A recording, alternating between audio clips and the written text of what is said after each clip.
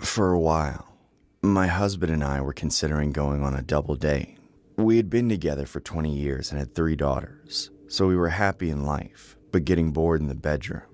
However, for the longest time, discussions about opening up our marriage felt too scary to pursue. Then, one year, for Valentine's Day, we just said screw it and decided to go for it. We looked on Facebook for potential partners as we didn't want to involve anyone we knew. And we were surprised by how easy it was to find couples and even entire communities of people eager to swap partners. The problem was, we were also daunted by the overt nature of all the parties and hookups. It took us a bit to find a couple who seemed to share our mindset. But then we met Richard and Cynthia. Richard owned a small software company, so they had a lot of money, yet they were still down to earth and respectful in our conversations on Facebook. We set up a dinner date for Valentine's Day, thinking it would be fine whether we decided to go all the way or not. We left our oldest daughter in charge of her siblings for the evening and drove to the restaurant. Richard and Cynthia were already there, but we were taken aback by how different they looked from their photos. Richard had a huge beard and bushy eyebrows covering half his face, and Cynthia's face was crammed full of Botox, paralyzing it in a horrid expression. We sat down anyway and started talking, just regular small talk. But then, Cynthia made a comment that weirded me out. She asked what it was like living in our neighborhood, mentioning our exact neighborhood by name. I asked how she knew we lived there, but she just said it was on my Facebook profile. I nodded my head, but I was pretty sure I was careful not to put that out there. So a few minutes later, I excused myself to the bathroom. Cynthia followed me uninvited. I went into a stall and checked my Facebook and my husband's. Just as I suspected, nowhere did anything mention where we lived other than the city, which has hundreds, maybe thousands of neighborhoods. Now I had a really bad feeling about Cynthia. If she knew the neighborhood, did she already know the address? What kind of research did they do on us?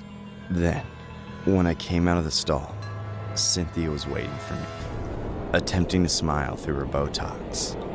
She said I looked nervous, then reached into her purse and pulled out a little white pill. She said it would help me relax and open up to this big opportunity. Not knowing what the hell it could be, I declined it. And on the way back, I texted my daughter that we would probably be heading home early. Glancing at my husband's face, I could tell his conversation alone with Richard went about the same way. I tried to make up an excuse to go home as our daughter hadn't texted me back, but they insisted we at least stay for dinner and have a drink. They said we could still back out of what would happen after dinner, so even though we were uncomfortable, we stayed. Throughout the whole date, the conversation crawled awkwardly, and they slowly started looking at us more and more like we were prey. They even coerced us into getting dessert. When it was finally over, they tried to get us to go back to their place with them, but we had had enough. We finally shook those creeps and got in the car to head home. My husband revealed he had also been offered a strange pill, cementing the fact that those people were bad news. I still couldn't relax though, as my daughter hadn't responded to me, and when I called, she didn't pick up. I started to worry, and that's when she started sending me cryptic, garbled texts. She wasn't making any sense, but I knew something was up, so I told my husband to step on it. When we arrived at the house, we were met with the worst scene imaginable. The house was surrounded by cop cars and ambulances, and the front door was broken in. I ran out of the car and into the house, looking for my daughters, but I only found cops. I started sobbing as I checked every single room. They were shouting at me, but I couldn't understand them. I thought I had lost my daughters forever. Then, my husband finally took my hand and dragged me out to the backyard, where I saw my daughters, all being questioned by cops. They were visibly shaken, but they weren't hurt. My oldest daughter ran to me and hugged me, apologizing for trying to sneak a boy into the house. I was confused at first, but she said she had planned to have her boyfriend over while we were gone. But when he arrived, he saw 2 windowless vans parked in the driveway. He warned her, and she was able to round up her sisters and took them into the shed in the backyard to hide. Just as he saw the masked men get out of the vans and break into the house, that's when he called the police. But the kidnappers, thinking the house was empty, escape before the cops arrived.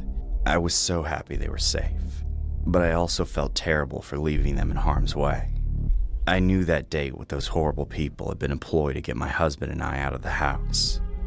I'm sure if we took those pills or went home with them, they would have kidnapped us too. I told the police to go looking for them, but somehow they had just disappeared, like they never even existed. The only thing they could find was a credit card under Richard's name, which turned out to be fake, that was used at dinner and to rent an Airbnb. His supposed software company didn't exist either, and it was just a front for a human trafficking ring. At least that's what the police concluded. I have to believe them. Otherwise, I don't understand how they could have known where we lived. To this day, I still can't believe how close my husband and I came to throwing away the lives of our entire family. One day at school, I randomly fell into conversation with a girl in my class named Caroline. We talked and traded socials, but then winter break started the next day, so I didn't think I'd ever really see her again. However, we ended up texting and FaceTiming a lot. It turned into a talking stage, so much so that I was excited to go back to school just to see her. When I saw Caroline in person again, I suddenly realized I had major feelings for her. I confessed my feelings, and to my elated relief, she felt the same way. We hung out after school that day, but she told me her father would be pissed if she started dating a boy before he could meet them. I was nervous about it, but I agreed to go over to her house to meet him. As it turned out, her dad was totally chill with us dating, and I was glad he and I got off on the right foot. Afterward, Caroline took me to her bedroom to hang out with the door open. We talked for a while, getting closer and closer, until it seemed like we were about to lean in for a kiss.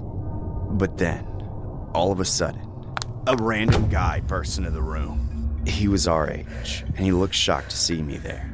I was confused as I knew Caroline didn't have any brothers, so I started to think for a moment that she had another boyfriend. She quickly explained that this guy was her cousin, Anthony, who lived nearby and would often come over unannounced just to hang out. She even asked Anthony if he wanted to chill with us, but he bitterly said that he'd leave us alone. That interruption was weird, but with my first girlfriend sitting next to me on the bed, I forgot about it almost instantly. We kissed and cuddled for hours. From there, our relationship rapidly escalated. I took her out on dates almost every single day. We had lunch together at school, and we pretty much stopped hanging out with her friends altogether. My friends were enthusiastically supportive, even cheering me on for bagging a baddie. Caroline's friends, however, were not. She said they were being mean to her, calling her fake and ignoring her. There was even a random number texting her horrible things about how she was a loose hag and a traitor. Some of the things they were saying to her were just horrendous. I told her I'd deal with it, but she didn't want me going after her friends. I agreed to be chill, but I found it hard to believe that her so-called friends would say such nasty things to her. They weren't the only problems, though. I couldn't shake the feeling that we were being watched at school. It was like everyone was side-eyeing us, talking behind our backs and spreading rumors. I wanted to get us away from all the drama, so I took Caroline out to lunch. We sat inside by a window. While we were waiting for our food to come out, though, I also got a text from the same random number. But it wasn't just calling me a thirsty friend thief. It was a death threat. I elected not to tell Caroline to avoid freaking her out. About 10 minutes later, we dug into our food.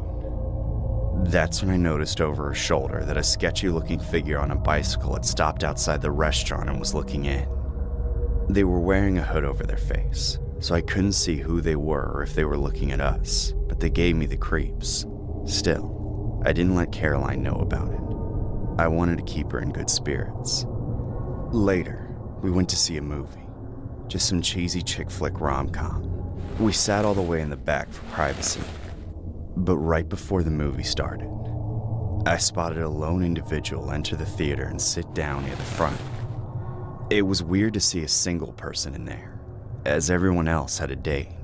It was too dark for me to see who they were, but something about them was familiar. Of course, Caroline proved to be quite distracting. We basically made out through the whole movie. When it was finished, I knew from the look in her eyes that it was finally time. I drove us to a nearby park. It was late, so nobody was in the parking lot. I parked and turned off the lights. Then we slipped into the back seat. We started making out and taking off our clothes. I was psyched. I was finally going to lose my virginity. Then, out of nowhere, someone started pounding on the window like they were trying to smash it. They shined a bright flashlight into the car and screamed at us to come out. I thought we were being busted by the cops, so we quickly put on our clothes, then I opened the door. But it wasn't a cop standing outside the door. It was Caroline's cousin, Anthony. He pulled me out of the car and started wailing on me.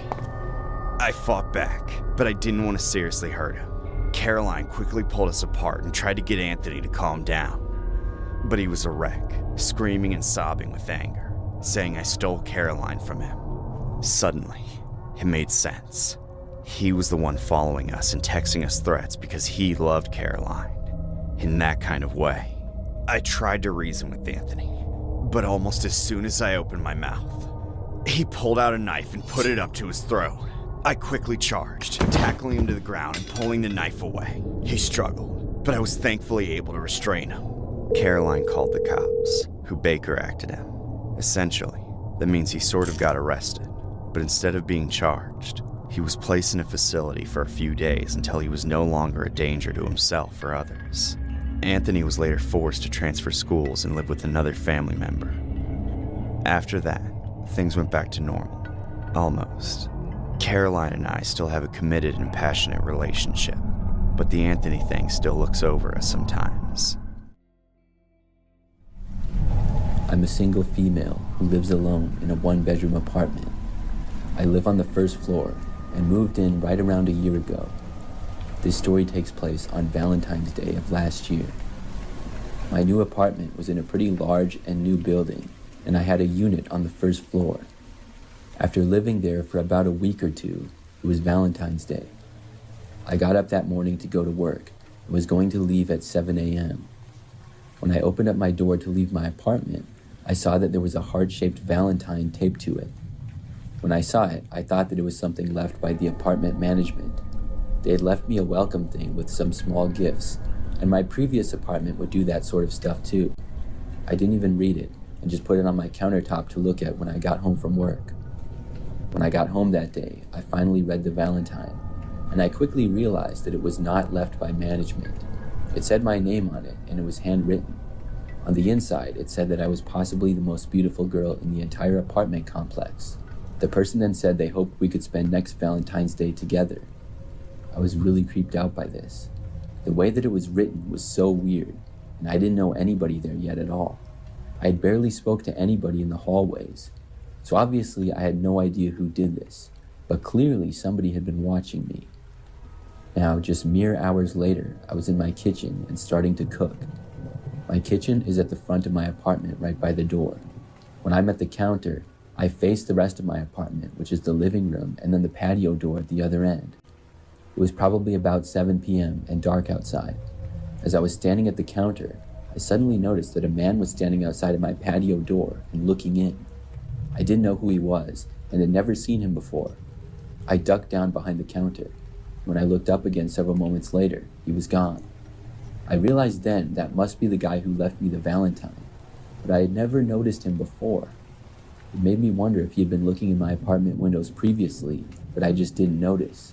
I hope not. It was possible that he just saw me leaving to go to work or whatever, because there were numerous apartments that looked out to the parking lot where my car was. Either way, somebody here was being as creepy as they could possibly be. I thought about calling the police or reporting him, but I didn't even have a good description of the guy. I only saw him for like a second, and he was outside, so it wasn't very clear at all. He just appeared to be a Caucasian male, about 6 feet tall, and darkish colored hair. I sent an email to apartment management letting them know what happened. I didn't know what could be done about it though. For the rest of that night, everything was mostly fine. I had shut my curtains, obviously, and was now going to bed. But at that time, almost 11 p.m., I thought I heard the sound of my doorknob turning. I was in my bedroom, so I didn't hear it as well. I stopped what I was doing and listened. Then I heard a knock on the door. My heart started racing as soon as I heard it. I knew who it likely was. I got my phone and was ready to call the police. Then I quietly walked over to my door. I looked through the peephole to the other side, and when I did, I saw a man who certainly resembled the guy at my window. I called the police right then and there. Then I moved back into my bedroom to talk with them and say what the situation was. About a minute later, the guy knocked again. This was followed by another knock about a minute after that. The police were on the way, and I hoped that they would get there fast. The man knocked once more, but this time I heard him yelling for help. I remember him asking if anybody was home, and if they could please come to the door because he needed help. I knew that this was probably just his desperate attempt to try to get me to open up the door for him. After that, I didn't hear anything for a little while. I assumed that he left, but he didn't. He stayed there all the way until the police arrived several minutes after that. They spoke with the man and to me as well. I was really glad that the guy didn't run away. The man did not get arrested, but he did end up getting evicted from the apartment building, and he was also trespassed and not allowed to come back. And since that night, I haven't seen him.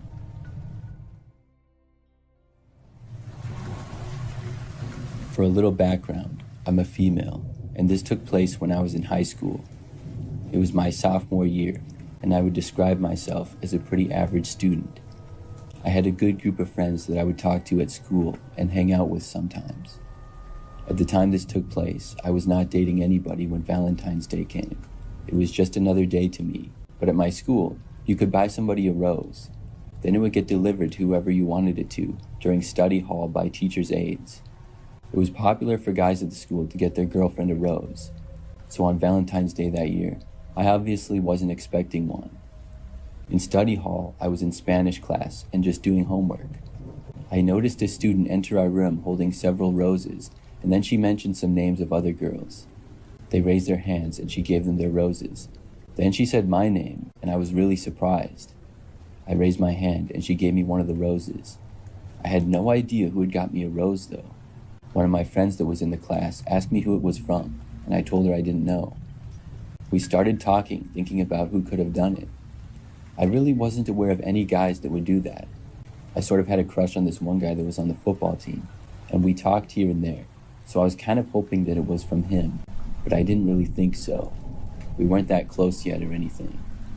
As the day went on, I was trying to figure out who sent me the rose, but I really had no answers. I talked with a few more of my friends, but none of them seemed to know anything either. Then I had my final class of the day, which was science. When it was over, I got back to my locker to get my things and go home. As I arrived at my locker though, I saw that there was a note attached to it. I took it out and read it. The note said, "I see that you got the rose I sent you. I hope you like it."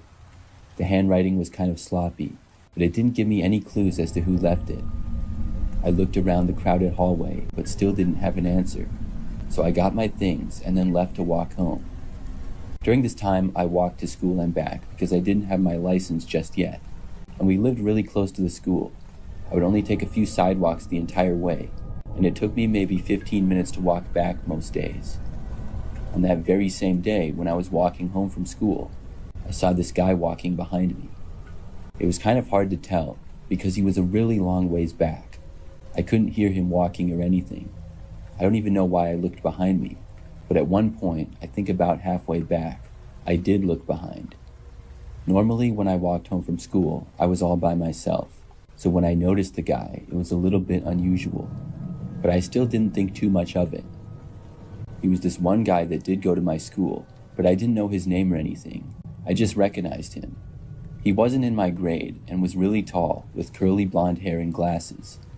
I walked the rest of the way home, and as I was going up my driveway, looked to the left and saw him.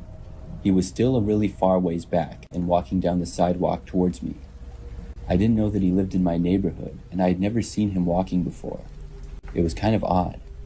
I went inside my house and then went into my bedroom to finish my homework. I remember that as I was in there, probably about 15 minutes later, there was a knock on the front door.